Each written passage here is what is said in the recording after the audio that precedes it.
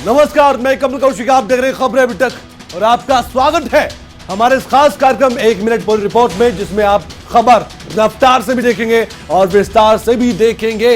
सबसे पहले बात करेंगे यूक्रेन की। यूक्रेन को हथियार भेजने से अमेरिका पर रूस का गुस्सा फूट पड़ा है और अमेरिका को रूस ने एक बड़ी चेतावनी दे डाली है।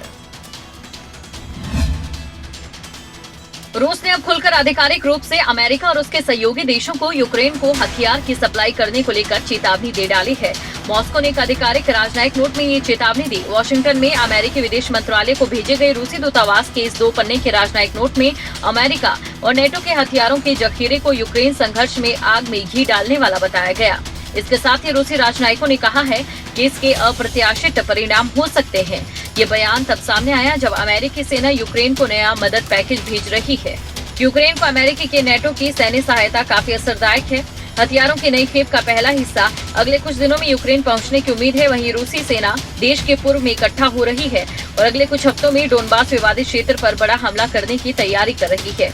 आपको बता दें कि जब से युद्ध शुरू हुआ है तब से अमेरिका यूक्रेन को तकरीबन $3 अरब की सैन्य सहायता भेज चुका है। वहीं दूसरी तरफ यूक्रेन के राष्ट्रपति व्लादिमीर जेलेंस्की ने उन यूरोपीय देशों को आड़े हाथों लिया जो रूस से अब भी तेल खरीद रहे हैं। रूस और यूक्रेन के बीच चल रहे युद्ध के बीच बाकी देशों की भागीदारी भी अप्रत्यक्ष रूप से देखी जा रही है। अमेरिका नंबर 1 पर है। ऐसे में रूस अमेरिका पर भड़कता हुआ नजर आ रहा है। रूस पर कई तरह के बैन लगाए गए हैं, लेकिन अब रूस आगे क्या करने वाला है देखने वाली बात है। और इसी से संबंधित एक और रिपोर्ट आप देखिए कि रूस यूक्रेन युद्ध में अब क्या परमाणु हथियारों का इस्तेमाल हो सकता है।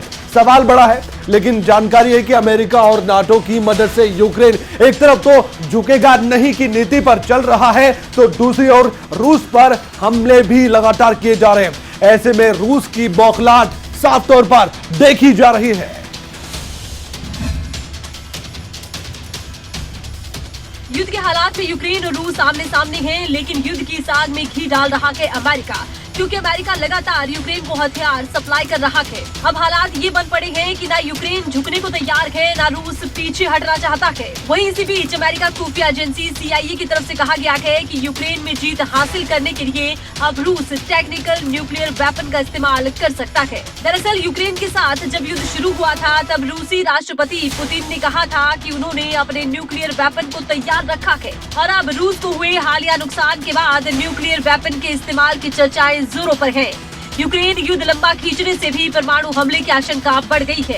एक्सपर्ट का मानना है कि ऐसी कई वजह हैं जिसके आधार पर ये कहा जा सकता है कि रूस यूक्रेन के खिलाफ छोटे छोटे परमाणु बमों का इस्तेमाल कर सकता है और इन्हीं छोटे परमाणु बमों को टेक्निकल न्यूक्लियर वेपन कहा जाता है। रूस को यूक्रेन के खिलाफ युद्ध कुछ ही दिनों में जीत लेने की उम्मीद थी, लेकिन युद्ध लगातार आगे बढ़ता जा रहा है। तो क्या परमाणु युद्ध भी छिड़ सकता है? सवाल बड़ा है। ऐसा ना ही हो तो बेहतर है, लेकिन जिस तरह से रूस और यूक्रेन के बीच जंग अभी भी जारी है, बाकी देश अप्रत्यक्ष तौर पर इसमें अपनी भागीदारी दिखाना चाहते हैं, तो ऐसे में रूस बौखला सकता है, हो कुछ भी सकता है। ब्रिटेन के प्रधानमंत्री बोरिस जॉनसन की बात करेंगे, किससे 22 अप्रैल को भारत के दौरे पर आने वाले हैं। इस दौरान बोरिस जॉनसन और प्रधानमंत्री नरेंद्र मोदी के बीच कई अहम मुद्दों पर चर्चा होने वाली है।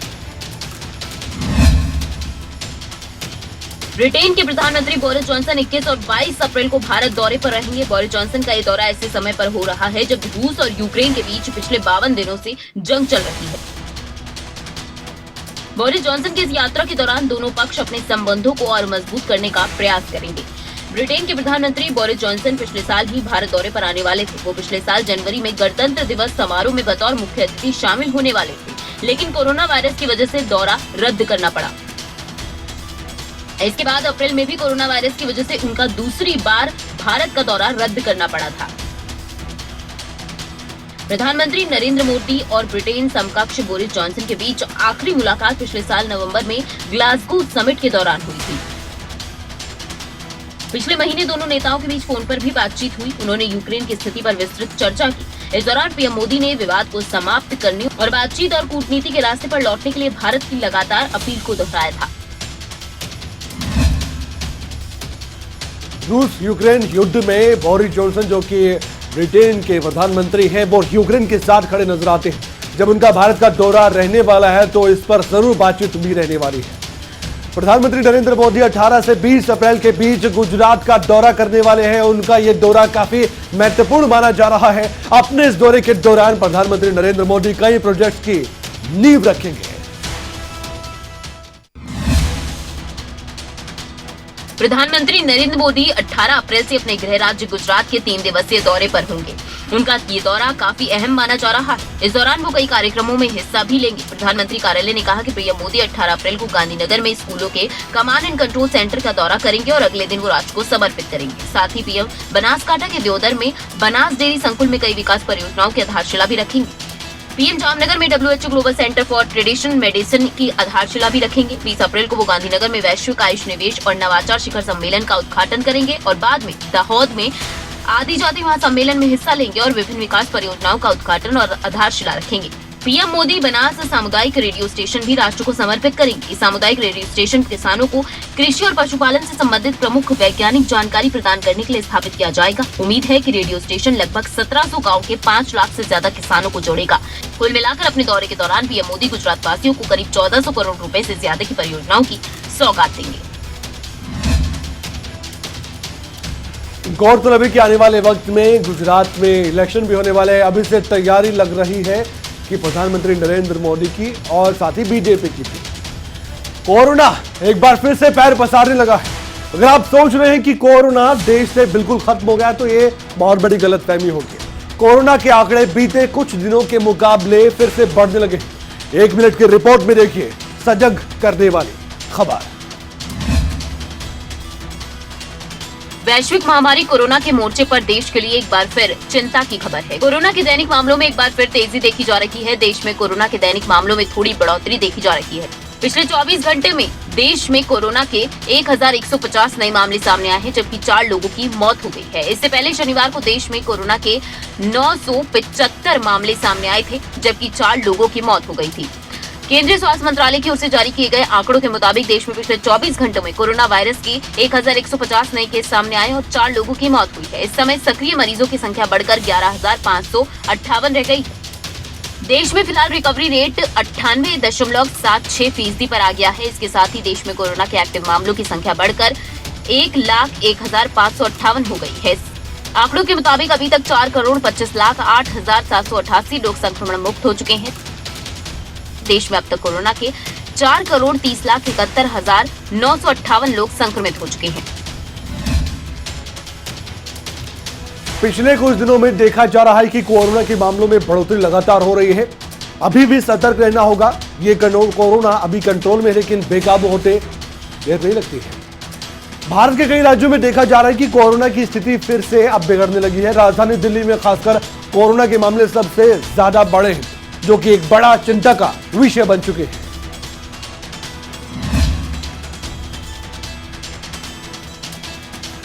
दुनिया भर की नाक में दम करने वाले कोरोना वायरस संक्रमण ने राजधानी दिल्ली में एक बार फिर टेंशन बढ़ा दी है।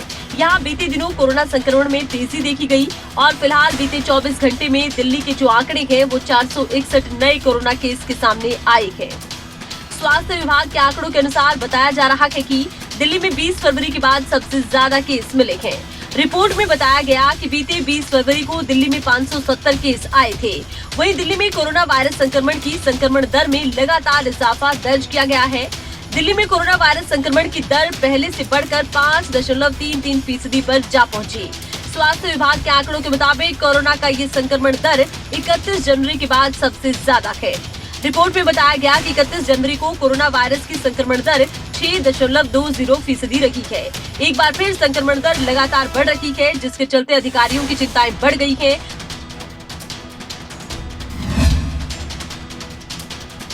यही संक्रमण दर बहुत बड़ी चिंता का विषय बन चुकी है, क्योंकि पिछले दिनों हमने ये देखा था कि जब जब कोरोना के मामले बढ़े थे तब बहुत कम संख्या में बढ़ रहे थे, लेकिन अचानक से इतनी वृद्धि होना यह बताता है कि अब आने वाले वक्त में आंकड़ों में और इजाफा हो सकता है अगर लोग जागरूक नहीं हुए तो।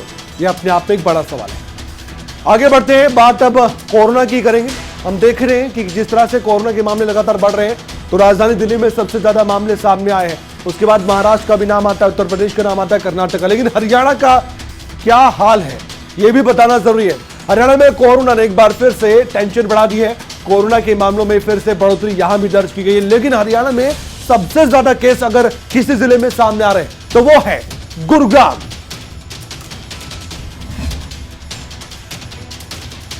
हरियाणा में एक बार फिर से कोरोना वायरस का खतरा बढ़ने लगा है।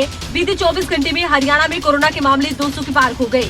गुरुग्राम में कोरोना का सबसे ज्यादा कहर देखने को मिल रहा है। अकेले गुरुग्राम से 171 मामले सामने आए। इतना ही नहीं, गुरुग्राम में कोरोना के एक्टिव मरीजों की संख्या 671 हो गई। वहीं गुरुग्राम के बाद सबसे ज्यादा केस फरीदाबाद में मिले, जहां 24 घंटे में कोरोना के 24 मामले आए हैं। सोनीपत में 3 केस, पानीपत में 2 लोगों को कोरोना हुआ है। हरियाणा में रिकवरी रेट 98.84% पर जा पहुंचा। वहीं कोरोना के बढ़ते मामलों को लेकर हरियाणा सरकार गंभीर नजर आती है और स्वास्थ्य मंत्री अनिल विज कोरोना की बंदिशों को लेकर आज कोई बड़ा ऐलान कर सकते हैं। एडिशनल चीफ सेक्रेटरी की रिपोर्ट के आधार पर ये फैसला लिया जाएगा, क्योंकि एडिशनल चीफ सेक्रेटरी ने गुरुग्राम के हालातों का जायजा लिया, जिसकी रिपोर्ट आज अनिल विज को एडिशनल चीफ सेक्रेटरी सौंपेंगे। लेकिन लगातार कोरोना के मामलों में हो रही बढ़ोतरी की वजह से राज्य सरकार अब अलर्ट हो गई है। 10 दिन के अंदर ही कोरोना के मामलों में 4 गुना इजाफा दर्ज किया गया।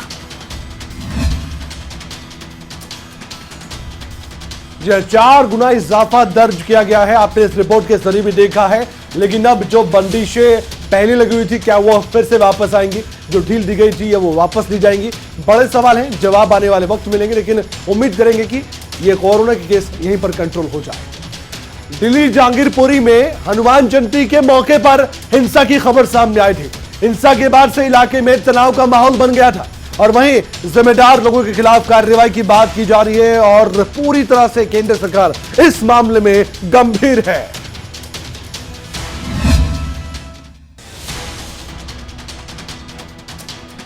जहांगीरपुरी में कुछ उपद्रवियों ने ऐसा उत्पात मचाया कि जहांगीरपुरी सुरक्षा की दृष्टि से छावनी में तब्दील हो गया। चप्पे चप्पे पर सुरक्षा कर्मी तैनात हैं। सड़कों पर तबाही से भरी तस्वीरें हनुमान जयंती के मौके पर निकाले गए जुलूस में हुई हिंसा की गवाही दे रही है। वहीं दिल्ली पुलिस भी शांति बनाए रखने की अपील कर रही है। जो जहांगीरपुरी के नागरिक हैं उनसे हम गली गली जाकर, घर घर जाकर ये रिक्वेस्ट कर रहे हैं कि अमन चैन शांति बनाए रखें। हनुमान जयंती के मौके पर जुलूस निकाला गया था।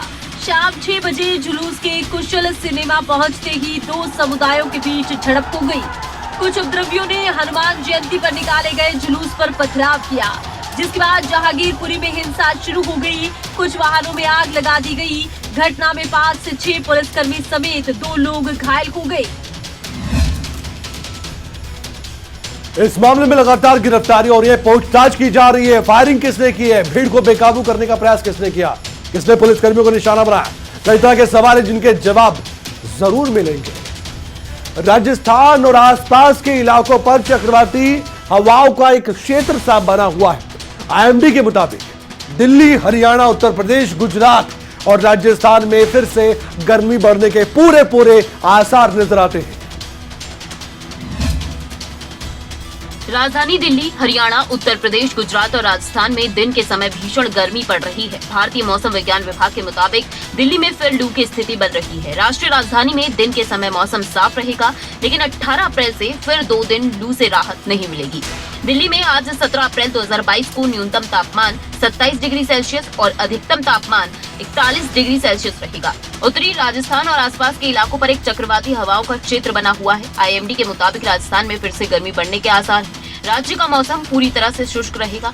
वहीं पश्चिमी राजस्थान में लू चलने का अलर्ट जारी किया गया है। मौसम विभाग के मुताबिक अगले 24 घंटों के दौरान पंजाब, हरियाणा, राजस्थान, पश्चिमी उत्तर प्रदेश और दिल्ली के अलग अलग हिस्सों में लू चलने की संभावना है।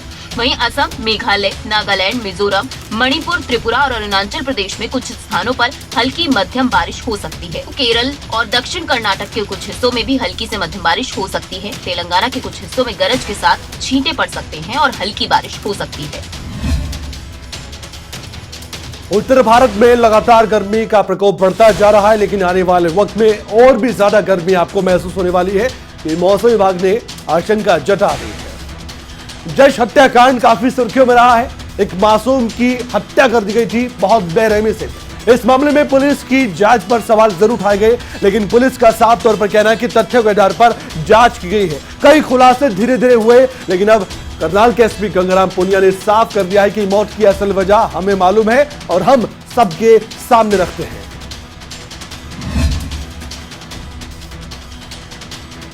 करनाल जिले के गांव कमालपुरा में 5 साल के जश की हत्या की गुत्थी को पुलिस ने सुलझा दिया है। हत्या के आरोप में गिरफ्तार चाची अंजलि, शव को दूसरी छत पर फेंकने वाली ताई धनवंती और दादी को कोर्ट के आदेश पर न्यायिक हिरासत में भेज दिया गया है। एसपी गंगाराम पुनिया ने बताया कि पुलिस ने परिजनों के शक के आधार पर राजेश के परिवार के सदस्यों को हिरासत में लिया। हत्या के पीछे कोई रंजिश या विशेष कारण अभी सामने नहीं आया है। एसपी ने बताया कि अंजलि के अलग अलग अस्पताल की रिपोर्ट मिली है। अंजलि नामक आरोपी की पहली गिरफ्तारी करी थी। इसके बाद में 2 और आरोपियों को हमने 13 अप्रैल 2022 को गिरफ्तार किया था। इस मामले में अब तक टोटल 3 आरोपी गिरफ्तार किए गए हैं। पुलिस ने राजेश, अंजलि के पति लवली और अंजलि के फोन को लैब में भेजा है ताकि अंदर की बात का पता लगाया जा सके। अंजलि और लवली के फोन की चैटिंग डिलीट है। यदि जांच में कोई ऐसा बिंदु सामने आता है जो अपराध माना जाए तो उन्हें भी गिरफ्तार किया जाएगा। स्पेशल डेस्क खबरें अभी तक। इस मामले में लेकिन अभी भी 10 से 15 दिनों के बाद पुलिस पूरी जांच को कंक्लूड करेगी और जानकारी निकलकर सामने आएगी, क्योंकि अंजलि साइको है या नहीं इसका जवाब अभी भी स्पष्ट रूप से नहीं मिल पाया। लेकिन जो सबूत मिले हैं, जो तथ्य सामने उसमें लग रहा है कोई ना कोई पागलपन अंजलि ने जरूर किया है। पंचकुला में गुरु तेग बहादुर जी के प्रकाश पर्व पर हिंद दी चादर का कार्यक्रम आयोजित किया गया। कार्यक्रम में कई गणमान्य लोग मौजूद रहे।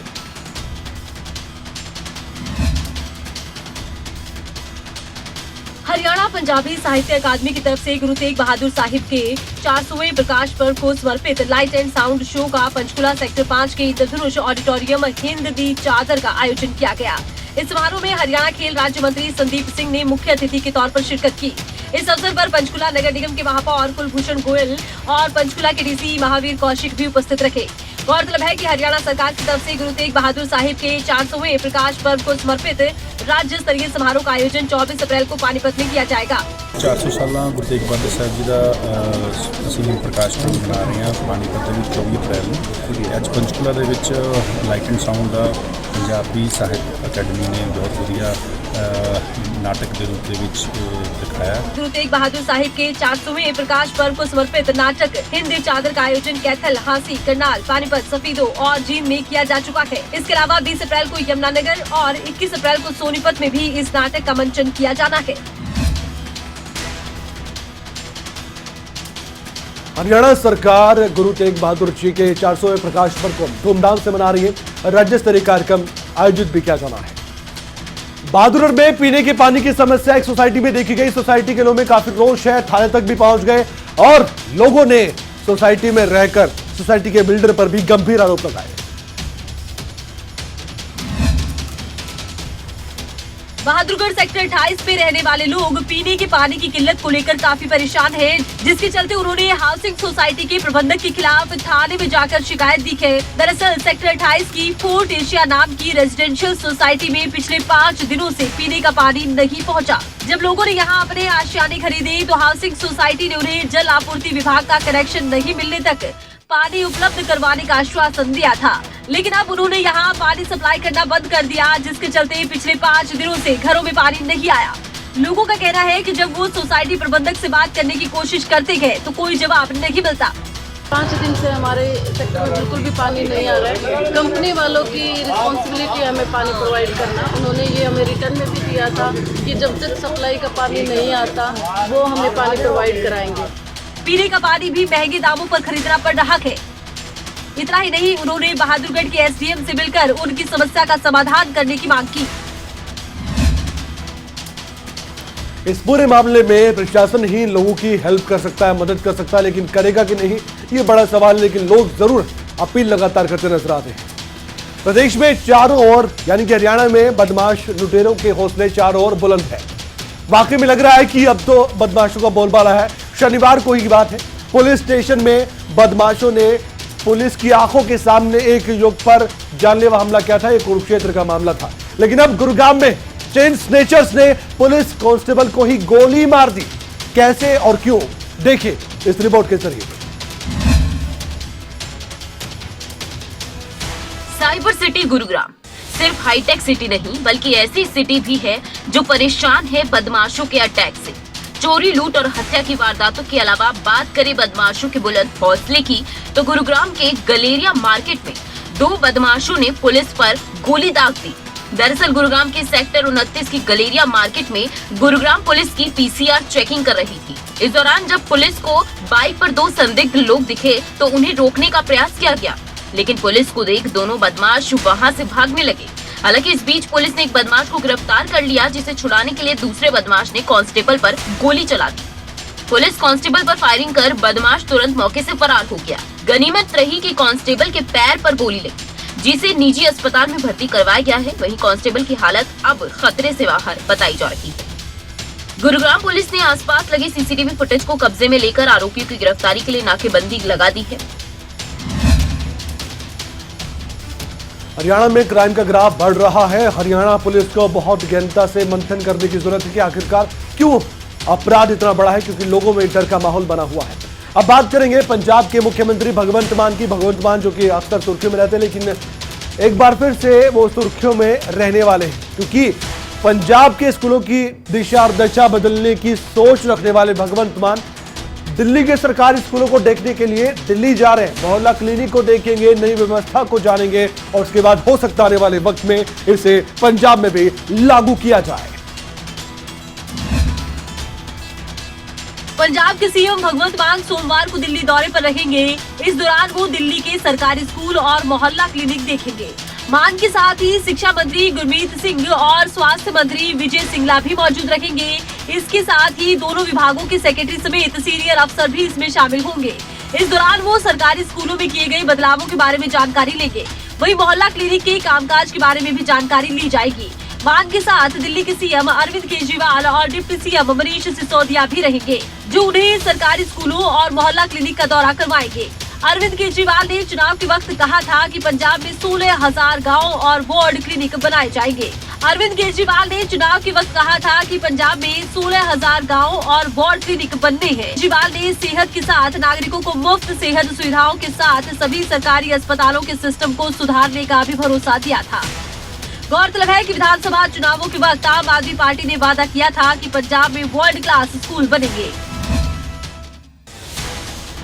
चुनाव से पहले मैनिफेस्टो में कई तरह की घोषणा आम आदमी पार्टी ने की थी और दबाव तो पूरा है कि कैसे उन घोषणाओं को धरातल पर उतारा जाए। प्रयास लगातार जारी है। अब बात करेंगे मनोरंजन जगत की। आलिया भट्ट और रणबीर कपूर अब शादी कर चुके हैं। सादे अंदाज में शादी की गई। कपल की शादी में सिर्फ परिवार के लोग ही मौजूद थे और खास दोस्त ही मौजूद थे, लेकिन शादी के बाद रणबीर आलिया ने एक शानदार आफ्टर पार्टी रखी, जिसमें बॉलीवुड जगत के कई सितारे मौजूद रहे।